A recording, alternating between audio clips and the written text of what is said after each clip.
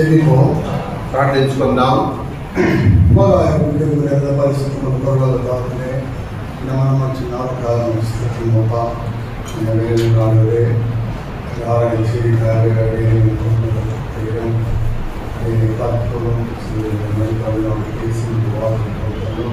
రైతులకు మిత్రులకు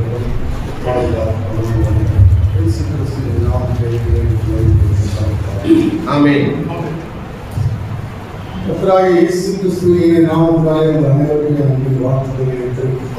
ప్రభువైన యేసుక్రీస్తు నామమున మీకు అందరికీ శుభములు తెలియజేస్తున్నాను.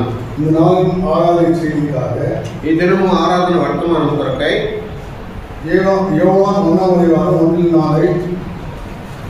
యోహాను సువార్త 1వ అధ్యాయము 4 వాక్యములను దానికి ముందుగా யோவான் 4:24 அனைவரும் சேர்ந்து வாசிக்கலாம். யோவான் சுவார்త 4వ అధ్యాయం 24వ వాక్యమును అందరూ కలిసి చదువుకుందాం. தேவன் ஆவியாக இருக்கிறார். அவரை கொடுக்கிறவர் ஆவியானவர் உண்மையானவர் அவரை கொடுக்கிறவர்.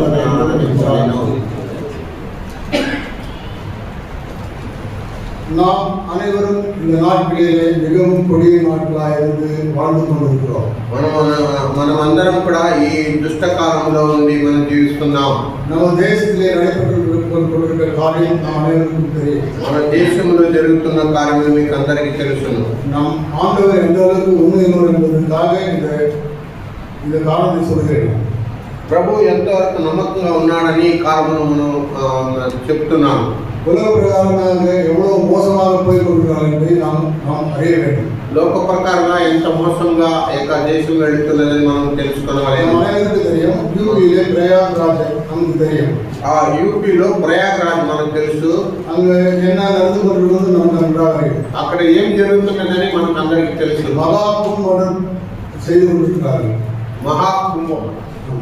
మహాకుంభం మేళా జరుగుతున్నది. இதுவரைக்கும் ஏறக்குறைய 60 கோடி மக்கள் அங்கே ஓடிட்டு பண்ணிருக்காங்க. ఇంతవరకు వారు 60 కోటి ప్రజలు అక్కడ పరిశుద్ధ ముడుగులో ఓరిడింపు చేస్తున్నారు. తమ్ముడిదనమైన కార్యాన్ని செய்து கொண்டிருக்கிறார்கள். కళ్ళు మూసుకొని వారు గుడితనముగా ప్రవర్తిస్తున్నారు. அங்க நடக்கும் காரியங்களை பார்க்கும்போது ஒரு பக்கம் நெரிசலிலே ஜனங்கள் மடிகிறார்கள். அவரை எடுத்து அங்கே போடுகிறார்கள். ఒక పక్క వారు ఆ తొక్కులాట్లో ప్రజలు చనిపోతుండగా వారిని తీసి అక్కడే వేస్తున్నారు. 2 నాలుగు ముందు టీవీలో న్యూస్లో நான் பார்த்தேன். 2 దినముల ముందు టీవీలో వార్తలు నేను చూశాను. ఇంకో పక్క చూసేటప్పుడు பெண்களை ஆபாச படங்களா எடுத்து வியாபாரம் செய்கிறார்கள். ఆడపిల్లలను వారు ఎంతో వస్త్రహీనులుగా ఫోటోలు తీసి వారిని వ్యాపారం చేస్తున్నారు. వచ్చే బుధవారం మహాశివరాత్రి పండుగ. ఆ దినాన్ని ఎంతో గొప్పగా వారు కొనియాడటకు ప్రయత్నిస్తున్నారు. క్రైస్తవులమైన మనము ఎంతో జాగ్రత్త కలిగిన వారు. ముఖ్యమైన కాలఘట్టం కడసి కాలఘట్టం. ఈ యొక్క కాలము మనకు చాలా ప్రాముఖ్యంగా ఉంటున్నది. ఇది అంత్య దినములో ఉంటున్నాం. అది నిమిత్తமாக யோவான் 4:24 வாசிக்கும்போது దాని ప్రకారంగా యోహాను 4:24 చదివేటప్పుడు அவர் ஆவியாக இருக்கிறார். ఆయన ఆత్మ కనుక அவரை தொழுதுகொள்ளுகிறவர் ஆவியோடும் உண்மையோடும் அவரை தொழுதுகொள்ள வேண்டும் என்றார். ఆయన ఆరాధించేవారు ఆత్మతోనూ సత్యంతోనూ ఆరాధించవాలని చెప్పబడినది. இந்த ஆவியானவரின் நடத்தலின் மூலமாகவே ఈ ఆత్మ నడిపింపు ద్వారానే என்னுடைய ஆராதனை செய்து నాకు ఆరాధన వర్తమానం ఇదే. யோவான் 1:14 வாசிப்போம். యోహాను సువార్త 1వ అధ్యాయం 14వ వాక్యం చదువుదాం. அவர் வார்த்தை மாம்சமாகி கிருபையிலும் சத்தியத்திலும் நிறைந்தவராய் நமக்குள்ளே வாசம் பண்ணினார்.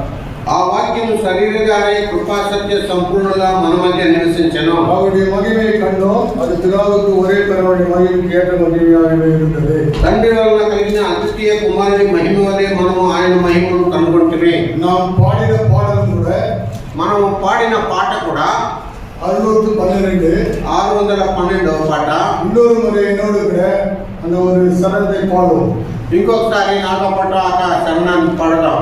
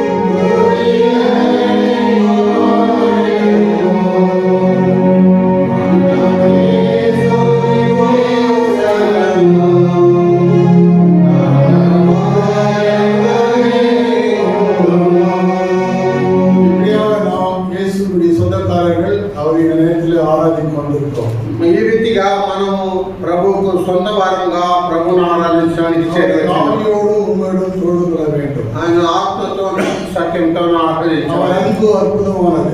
ఆయన ప్రేమ చాలా అద్భుతమైనది. அவர் கிருபையும் சத்தியம் உள்ளவர். ఆయన కృప సత్య సంపూర్ణైనాడు. தேவர்களிலும் மேலான தேவர்.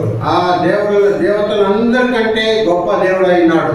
என்னோடு கூட யோவான் 1 முதல் 4 வசனங்களை அனைவரும் சேர்ந்து வாசிக்கலாம். నాతో పాటు యోహాను సువార్త 1వ అధ్యాయం మొదటి 4 వాక్యములను కలిసి చదువుకుందాం.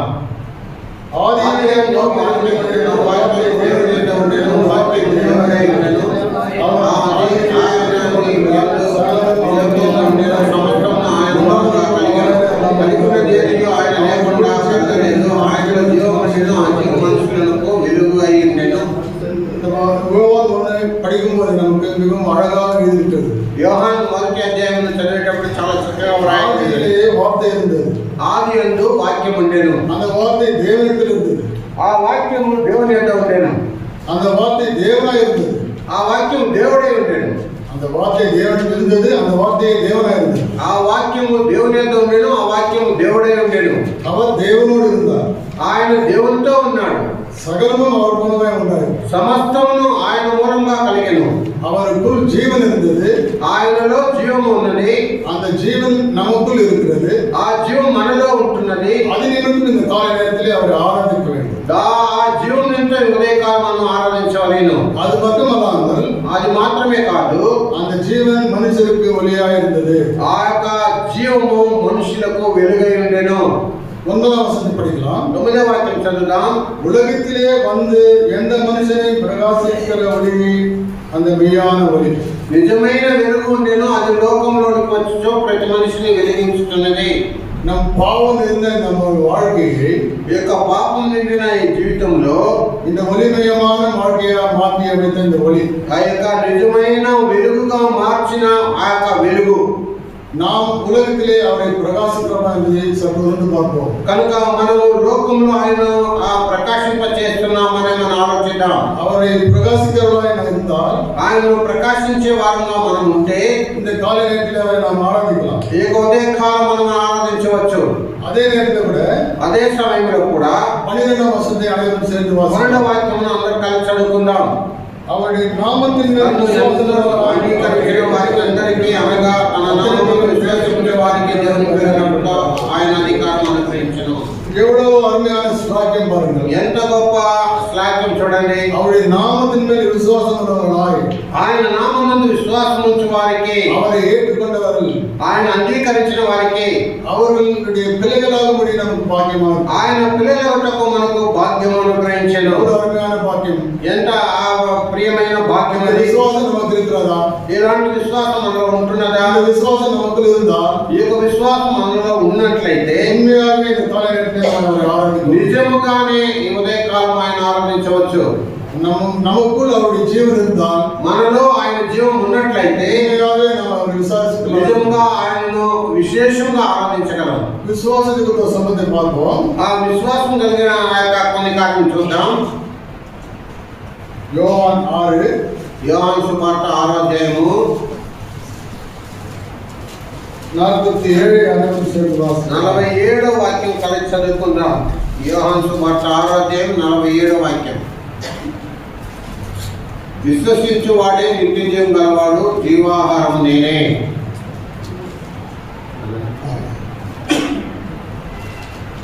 என்னிடத்தில் விசுவாசம் இருக்கிறவனுக்கு நித்திய ஜீவன் உண்டு என்று மெய்யாகவே அவர்கள் சொல்கிறேன். జీవాత్మ నానే అని சொல்லிருக்கார்.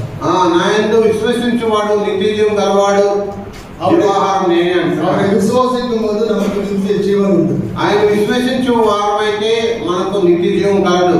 அந்த நித்திய ஜீவனை பெற்ற நாம் ఆ నిత్య జీవం పొందిన మనము இந்த காலை நேரத்தில் ஆராதிக்க முடியும். ఉదయకాలంలో ఆరాధించవచ్చు. அவர் நமக்கு ஜீவ அப்பமாய் இருக்கிறார். ఆయన మనకు జీవ ఆహారమై ఉంటున్నాడు. அது நிமித்தம் நாம் அவரை ஆராதிக்க வேண்டும். దాని నిమిత్తమే మనం ఆరాధించవలెను.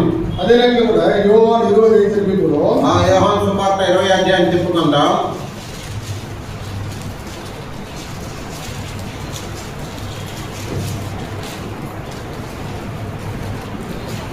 இந்த சம்பவம் நமக்கு அனைவருக்கும் தெரிந்த சம்பவமே. ఈ యొక్క సంఘటన మనకందరికీ తెలిసినదే. 26 నుండి కடைசி వరకు பார்க்கும்போது 26 నుంచి ఆఖరి వరకు చూసినట్లయితే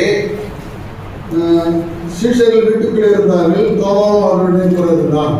ఆ శిష్యులు ఆ ఇంటిలో ఉన్నారు. తోమా కూడా వారితో పాటు ఉండెను. கதவுகள் பூட்டப்பட்டிருந்தது. తలుపులు మూయబడి ఉండగా இயேசு அவர் நடுவே நின்று உங்களுக்கு சமாதானம் என்றார். యేసు వచ్చి వారి మధ్య నిలిచి మీకు సమాధానం కలుగును గాక.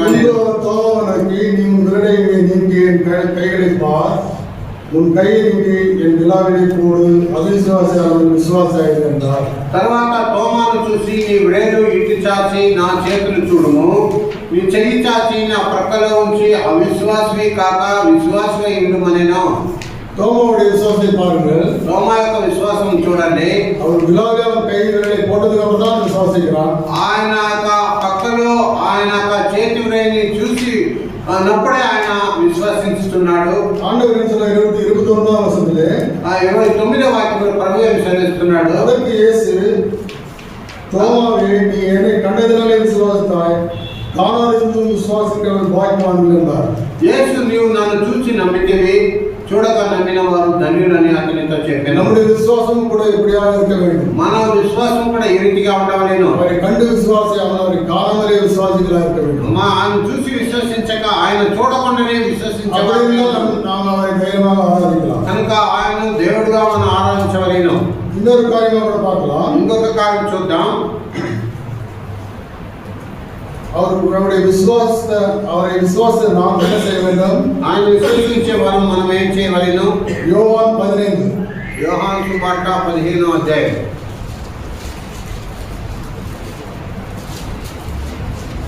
7వ వచనాన్ని అனைவரும் சேர்ந்து வாசிக்கலாம். 7వ వాక్యం అందరం కలిసి చదువుకుందాం. நீங்கள் என்னிலும்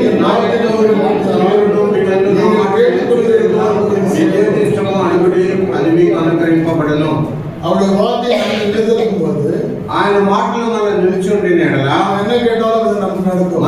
మనం ఏం అడిగినా కూడా అది మనకు ఆయన ఇవ్వగలడు. அவருக்குள் நாம் எழுந்திருக்கும் போது ఆయనలో మనం ఉన్నప్పుడు அவரை நாம் தாராளமாக ஆராதிக்கலாம். మనం ధారాళంగా ఆయన ఆరాధించవచ్చు. அதே நேரத்தில் கூட அவருடைய வார்த்தை அது எவ்வளவு உண்மையா இருக்குது நாம் அறிந்து கொள்ள வேண்டும். ఆయన మాటలు ఎంత నమ్మకంగా ఉన్నది మనం ఎరగలేను. அவருடைய வார்த்தை நமக்கு, அவருக்குள் ஜீவன் இருந்தது, அந்த ஜீவன் நமக்குள் இருந்தது. ఆయన మాట అంటే ఆయనలో జీవం అనేది, ఆ జీవం మనలో ఉన్నది. அந்த ஜீவன் நமக்குள் இருக்கிறதா என்பதை தெரிந்து கொண்டு நம்ம அவரை ஆராதிக்க வேண்டும். ఆ జీవం మనలో ఉన్నదని తెలుసుకొని మనం దేవుని ఆరాధించలేను. அதே நேரத்தில் அந்த மெய்யான ஒளியை கூட நாம் பிரகாசிக்கிறவர்களாக இருக்க வேண்டும். కనుక ఆయన నిజమైన వెలుగును కూడా మనం ప్రకాశించే వారంగా ఉండవలేను. அந்த ஒளி நமக்குள் இருக்கும்போது ஆண்டவரை நாம் தைரியமாக ஆராதிக்க முடியும். ఆ యొక్క వెలుగు మనలో ఉన్నప్పుడు మనం దేవుని ధైర్యంగా ఆరాధించవలేను. அவரை விசுவாசிக்கும் கூட அவரை நாம் தைரியமாக ஆராதிக்க முடியும். ఆయన విశ్వసించే వారంగా ఆయన ధైర్యంగా ఆరాధించవలేను. அவரில் நிலைநிற்கும் போது அவரை தாராளமாக ஆராதிக்க முடியும். ఆయన ఆ మాటలు మనం నిలుచున్నట్లయితే మనము ఆయనను ధైర్యంగా ఆరాధించవలేను. இப்பொழுது நாம் பாடின பாடல்கள் மூலமாக, మనం పాడిన పాటల ద్వారా அவருக்கு நாம் சொந்தக்காரர் இருக்கிறது நிமித்தம் அவரை ஆராதிக்க முடியும். ఆయనకు మనం సొంతవారమై ఉన్నాం కనుక ఆయన ఆరాధించవలేను. யோவான் 3:16 நாம் அனைவரும் தெரிந்தது. యోహాను 3:16 మనకు అందరికీ తెలిసినదే.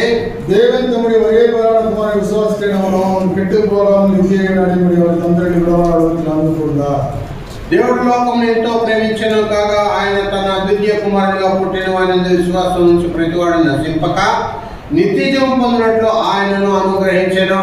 நாம் கெட்டு போகாமல் நிமித்தம், మనము చెడిపోకుండా ఉన్న నిమిత్తమై நம்மிலே அன்பு கூர்ந்து మనలో ప్రేమించి தன்னுடைய ஜீவனை நமக்காக அர்ப்பணித்தார். ఆయన జీవమును మనకు అర్పించెను. அந்த கல்வாரி காட்சி நம் அனைவருக்கும் நன்றாக ఆ தெரியும். యొక్క శిలువ దృశ్యము మనకు అందరికీ చక్కగా తెలుసు. அவர் நம்ம மீது பாராட்டிய அந்த அன்பு நமக்கு நன்றாக தெரியும். ఆయన మన మీద చూపిన ఆ ప్రేమ మనకు చక్కగా తెలుసు. அது நிமித்தம் நாம் அவரை ஆராதிக்க வேண்டும். దాని నిమిత్తమై మనం దేవుని ఆరాధించవలేను.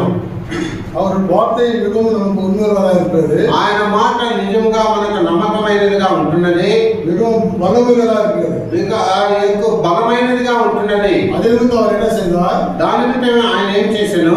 காற்றையும் கடலையும் அதட்டினார், நிசப்தமாக நின்று போனது. కనుక గాలిని సముద్రమును ఆయన గద్దించిన, అది నిశ్శబ్దమాయను. அவ்வளவு வல்லமையுள்ள ஆண்டவரை இந்த கால வேளையிலே நாம் ஆராதிக்க வந்திருக்கிறோம். ఆయన అంత గొప్ప శక్తి గల దేవుని ఉదయ ఉదయకాలం ఆరాధించటకు చేరొచ్చిన அவர் வார்த்தையை சொல்லி ஆராதிக்க வேண்டும். ఆయన మాటను చెప్పి ఆరాధించవలేను. அவர் நம்மோடு இருக்கிறார் என்று சொல்லி ஆராதிக்க வேண்டும். ఆయన మనతో ఉన్నాడని గ్రహించి ఆరాధించవలేను. அவருக்குள் ஜீவன் இருந்தது என்று சொல்லி ஆராதிக்க வேண்டும். ఆయనలో జీవం ఉన్నది, ఆ జీవం మనలో ఉన్నదని ఎరిగి ఆరాధించవలేను. அந்த ஜீவன் நமக்குள் இருக்கிறது என்று சொல்லி ஆராதிக்க வேண்டும். ఆ జీవం మనలో ఉన్నదని ఎరిగి ఆరాధించవలేను. இப்படிப்பட்ட தேவனை இந்த காலை நேரத்திலே ఇలాంటి దేవుని ఉదయకాలంలో ஆவியோடும் ఆత్మతోనూ உண்மையோடும் సత్యముతోనూ அவரை தொழுதுகொள்வோம். ఆయన ఆరాధించుకుందాం. அது மாத்திரமல்லாமல் అది మాత్రమే కాదు, மத்தேயு 4:4 என்ன சொல்லுது என்றால், మత్తయి రాసిన సువార్త 4:4 ఏం చెప్పబడుతున్నదంటే, இரண்டாம் பாகத்திலே రెండవ భాగంలో தேவனுடைய வாயிலிருந்து புறப்படுகிற ஒவ்வொரு வார்த்தையோட பிழைப்பான் என்று எழுதியிருக்கிறேன் என்றார். ఆ దేవుని నోట నుండి వచ్చే ప్రతి మాట వలన జీవించునని వ్రాయబడినది. நாம் பிழைத்திருக்கிறது அவர் வார்த்தையினாலே, మనం జీవించునుట ఆయన మాట ద్వారానే, அவருடைய கிருபையினாலே, ఆయన కృప ద్వారానే, அவருடைய சத்தியத்தினாலே, ఆయన సత్యం ద్వారానే. அவர் உண்மையிலே தேவனா இருக்கிறார். ఆయన నమ్మదగిన దేవుడై ఉన్నాడు, நமக்கு நல்லவரா இருக்கிறார். మనకు మంచివాడై ఉన్నాడు. அவரை ருசித்து ఆయన రుచించి இந்த காலை நேரத்திலும் கூட ఇదే ఉదయకాలంలో కూడా அவரை நாம் ஆவியோடும் உண்மையோடும் தொழுது கொள்ள தேவன் நமக்கு உதவி செய்வாராக. ఆత్మతోనూ సత్యంతోనూ ఆరాధించటకు ప్రభు మనకు సాయం చేయను గాక. கிருபை அளித்து உதவி செய்வார். దేవుడు మనకు కృప అనుగ్రహించి సాయం చేయను గాక. దేవుడు వాక్యం దీవించును.